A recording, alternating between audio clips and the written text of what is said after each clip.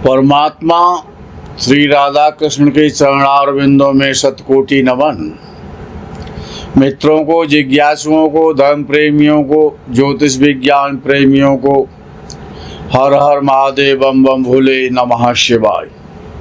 मित्रों, जब इस संसार में किसी स्त्री अथवा पुरुष का जन्म होता है, किसी भी स्थान पर हो, जन्म हो स्त्री या पुरुष का, देश में हो या विदेश में हो, इस धरा पर कहीं पर भी हो, ये जीवन में क्या करने वाला है और क्या करेगा, ये जीवन में क्या करने वाला है और क्या करेगा, कैसा आचरण होगा, कैसा स्वभाव होगा, कैसी शिक्षा होगी, धार्मिक होगा, अधार्मिक होगा, कर्म कैसे करेगा, रावण की तरह रहेगा या कुंभकर्ण की तरह जीवन व्यतीत करेगा, या मामा कंस की तरह होगा, हिरण्यकशिपु होगा या हिरण्याक्ष होगा या प्रहलाद होगा या बलि होगा राजा, क्या करेगा। तो जिस समय, जिस दिन, जिस स्थान पर किसी स्त्री अथवा पुरुष का जन्म होता है, कन्या अथवा पुत्र का, सबसे पहले हमको ये देखना है कि किस नक्षत्र में जन्म हुआ है। नक्षत्र बहुत प्रधान है। नक्षत्र की प्रधानता क्यों है? नक्षत्र की प्रधानता इसलिए ऋषियों ने मानी है कि नक्षत्र का जो संबंध है वो जीवात्मा की, स्त्री और पुरुष की आंतरिक स्थिति को बताने वाला है, जो छुपा हुआ है। भाई, सूर्य दिखाई देता है, चंद्र दिखाई देता है, शुक्र भी दिखाई देता है, हर ग्रह समय समय पर आकाश मंडल में दिखाई देते हैं, लेकिन नक्षत्र किसी ने देखे हैं क्या? किसी ने नहीं देखे नक्षत्र कैसे होते हैं। लेकिन जिन ऋषियों ने, जिन संतों ने, जिन महापुरुषों ने पाराशर इत्यादि के द्वारा जो वर्णन मिलता है ज्योतिष शास्त्र में, नक्षत्रों के विषय में, नक्षत्रों की गणना के समय में, वो अक्षरशः सत्य है। नक्षत्र को जिसने जान लिया, जिसने समझ लिया, वो ज्योतिषी है। तो नक्षत्र का एक स्वामी होता है।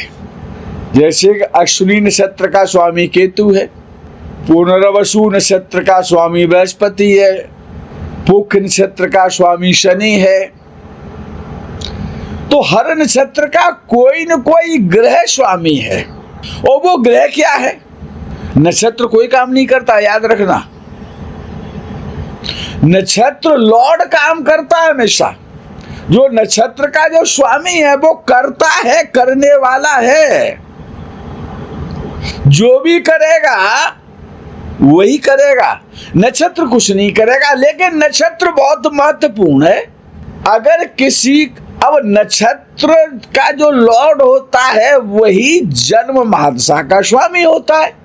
जैसे कि किसी भी जातक अथवा जातिका का जन्म पुनर्वसु नक्षत्र में हुआ तो बृहस्पति की महादशा में उसका जन्म हुआ है। बृहस्पति स्वर्ग लोक का स्वामी है। तो अर्थात आप तत्काल समझ सकते हैं कि ये जो जीवात्मा है, जो जीव इस शरीर में आया है संसार में कर्म करने के लिए, ये स्वर्ग से आया हुआ प्राणी है। भाई, लोग जानना चाहते हैं, आप जानना चाहते हैं कि आप किस लोक से आए हैं। तो जो भी व्यक्ति का जन्म बृहस्पति के नक्षत्रों में होता है, जिस व्यक्ति का भी जन्म हो, अब बृहस्पति के सारे नक्षत्र तो नहीं हो सकते। बृहस्पति के सिर्फ 3 नक्षत्र होते हैं। कोई नक्षत्र 27 होते हैं और ग्रह 9 होते हैं। अच्छा, नरक से आने वालों की संख्या ज्यादा है धराधाम पर। स्वर्ग कम ही जाते हैं और वहां से कम ही व्यक्ति आते। स्वर्ग की जाने की और स्वर्ग से आने की जो सप्लाई चेन है वो बड़ी कमजोर है, कम है मात्रा में। क्यों? बृहस्पति को तो 3 ही नक्षत्र हैं। ये मैं नहीं कह रहा हूं, ये ऋषि पाराशर जी कहते हैं। तो पाराशर जी लिखते हैं कि जिन पुरुष या स्त्री का जन्म बृहस्पति की महादशा में होता है, यानी बृहस्पति के नक्षत्रों में होता है, वो जीवात्मा स्वर्ग से आए हुए प्राणी हैं। वो जो व्यक्ति स्वर्ग से आता है उसके लिए नारद जी नारद संहिता में क्या कह रहे हैं कि नारद जी ब्रह्मा जी के मानस पुत्र नारद संहिता में कहते हैं कि स्वर्गस्थितानाम यह जीवलोके, स्वर्ग में स्थित, स्वर्ग में रहने वाले जो जीवात्माएं उस धरा पर आती हैं। लोके शब्द आता है, स्वर्गस्थितानाम यह जीवलोके, इस धराधाम पर, इस जीवलोक में, मृत्युलोक में जो भी जीवात्मा स्त्री या पुरुष के रूप में आते हैं, तो वो आगे क्या कहते हैं कि चत्वार चिन्हानि बसंति देहे, उनके 4 लक्षण होते हैं जो स्वर्ग से आए हुए प्राणी है। धर्म प्रसंगो, धर्म पर चलने वाले होते हैं, धार्मिक होते हैं। ऋषियों में, देवताओं में, गुरुओं में, ब्राह्मणों में, गाय में और संतों में, तीर्थों में और पितरों में उनकी श्रद्धा होती है। दान आदि करते हैं, पुण्यादि कर्म करते हैं। तो धर्म प्रसंगो यानी वो धार्मिक होते हैं, अंदर से भी और बाहर से भी, क्योंकि वो देवताओं के मंडल से आए हुए हैं। भाई स्वर्ग में क्या है? स्वर्ग में देवताओं का वास है। तो देवताओं जैसा स्वभाव होता है, वो देना जानते हैं, किसी के आगे हाथ फैलाना नहीं जानते। और वो जब तक इस संसार में रहते हैं तब तक वो देते ही रहते, देते ही रहते, देते ही रहते। दाता होते हैं, दानी होते हैं, बड़े गंभीर होते हैं। तो याद रखो कि बृहस्पति के जो 3 नक्षत्र हैं, यदि उन 3 नक्षत्रों में यदि किसी भी व्यक्ति के यहाँ संतानोत्पत्ति हो रही है और नक्षत्र बृहस्पति का है, तो वो देवलोक से, स्वर्ग लोक से आया हुआ देवताओं का साथ करके, देवताओं की कृपा लेकर के आता है वो संसार में।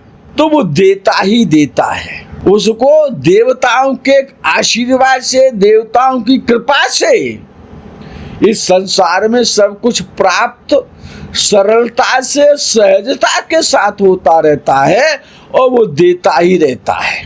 तो धर्म प्रसंगो मधुराच वाणी, नारद जी कह रहे हैं, उसकी वाणी सुमधुर होती है, दूसरों को सुख देने वाली होती है, दूसरों को कार्य बनाने के लिए अपनी वाणी का प्रयोग करता है, सोच समझ करके बोलने वाला होता है, पहले सोचता है, समझता है, तब अपना निर्णय करता है। वाणी में मधुरता होती है, सौम्य स्वभाव होता है। धर्म प्रसंगो मधुराच वाणी देवार्चनम ब्राह्मण तर्पणंच, देवताओं से जुड़ा हुआ रहने वाला, गुरु की सेवा करने वाला, माता पिता को ही देवता मानता है ऐसा व्यक्ति। और वो 3 जो ऋण होते हैं, देव ऋण है, ऋषि ऋण है और पितृ ऋण है, इन तीनों से ऋण होता रहता है।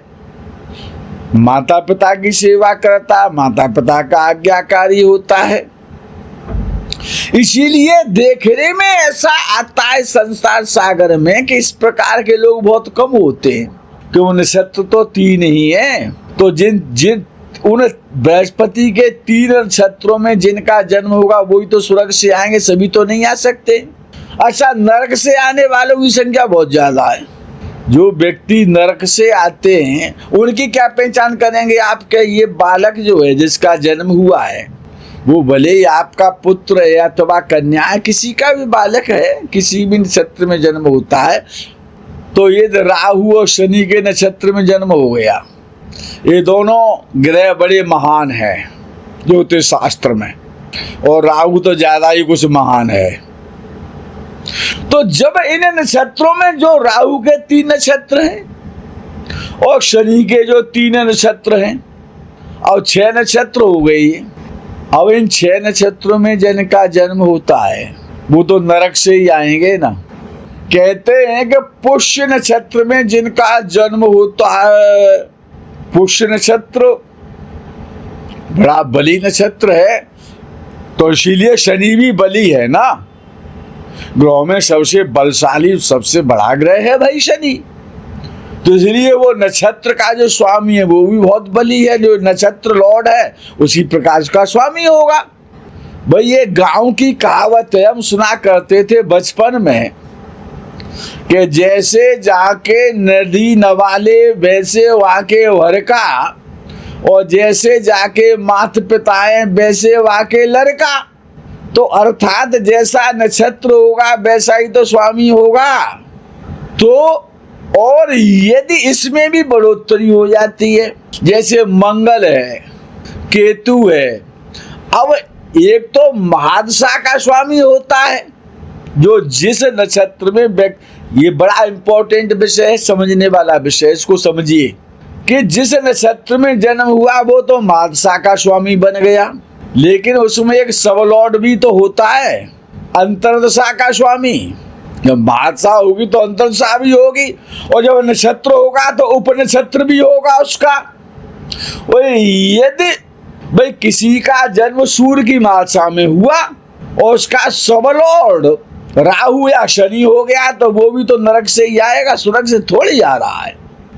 तो जो व्यक्ति नरक से आते हैं, नक्षत्र लॉर्ड को देखना पड़ता है और सब लॉर्ड को देखना पड़ता है, जिसको कहते हैं उपनक्षत्र। नक्षत्र और उपनक्षत्र बड़ा गंभीर विषय है, जीवन पर आधारित विषय है, हर व्यक्ति के लिए आवश्यक है। क्या करेगा? अब केवल एक ही ग्रह है जो कि स्वर्ग से संबंध रखता है, और नरक से संबंध रखने वाले तो कितने ग्रह हो जाएंगे भाई। शनि भी हो गया, राहु भी हो गया, मंगल की महादशा में जन्म हुआ लेकिन सबलॉर्ड राहु हो गया तो वो भी नरक भोग करके आया है। तो उस स्थिति में संख्या सबसे ज्यादा जो है भाई 3 नक्षत्र शनि के, 3 नक्षत्र राहु के, और 6 नक्षत्र हो गए उपनक्षत्र जो उपनक्षत्र है। अब 12 नक्षत्र आ गए यहाँ तो, और स्वर्ग से तो 3 आते हैं, 3 नक्षत्र संबंध रखते हैं स्वर्ग से तो, और नरक से रखते हैं 12 नक्षत्र। इसीलिए भ्रष्टाचारियों की संख्या ज्यादा रहती है, मक्कार और बदमाश और धोखेधड़ी करने वाले लोगों की संख्या ज्यादा है। तो देखना ये होता है जैसे किसी का जन्म सूर्य की महादशा में हुआ, सूर्य की अंतर्दशा थी, यानी सूर्य का नक्षत्र था, सूर्य का ही उपनक्षत्र था। तो ऐसा व्यक्ति ना तो स्वर्ग से आया है, ना वो पितृलोक से आया है, ना वो नरक से आया है, वो तो पृथ्वी लोक। अब कभी कभी आपने ऐसा देखा होगा, बहुत सारे लोग इस प्रकार के होते हैं कि जिनको पूर्व जन्म के अपना स्मरण रहता है जीवन का। तो वो लोग कौन होते हैं कि जिनका जन्म सूर्य की महादशा में, सूर्य की अंतर्दशा में होता है, सूर्य के नक्षत्रों में होता है, या मंगल के नक्षत्र में होता है कि मंगल ही नक्षत्र, मंगल का ही नक्षत्र, मंगल का ही उपनक्षत्र है।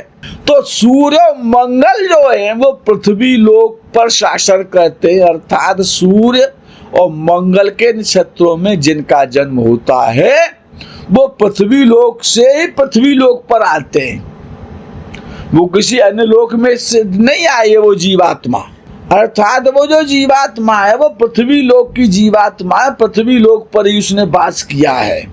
अब आती है वो लोक तो कई पाताल लोक भी तो है, वो भी तो लोकों में गणना आती है पाताल की।